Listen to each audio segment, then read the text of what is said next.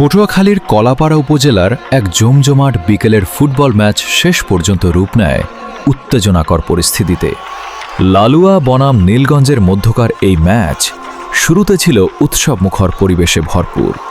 মাঠ জুড়ে ছিল দর্শকদের ভিড়, আর প্রিয় দলকে সমর্থন জানাতে ছিল ব্যাপক উৎসাহ। খেলা শুরুর পর থেকেই দুই দল দারুণ পারফরম্যান্স দেখাতে থাকে। মাঠে আক্রমণ পাল্টা আক্রমণে জমে ওঠে ম্যাচ। খেলোয়াড়দের আচরণ ও ব্যবহারও শুরুতে ছিল বেশ ভালো। এক পর্যায়ে লালুয়া দলের একজন খেলোয়াড় দারুণ একটি গোল করে দলকে এগিয়ে নেন। গোলের পর আনন্দে মেতে ওঠেন সমর্থকরা। তবে খেলার শেষ মুহূর্তে গোলপোস্টের কাছাকাছি একটি ঘটনাকে কেন্দ্র করে শুরু হয় বিতর্ক।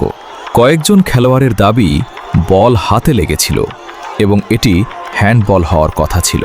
তবে রেফারি খেলা চালিয়ে যাওয়ার সিদ্ধান্ত দেন। এরপরই দুই দলের কিছু খেলোয়াড় রেফারির সিদ্ধান্ত নিয়ে প্রতিবাদ জানাতে শুরু করেন।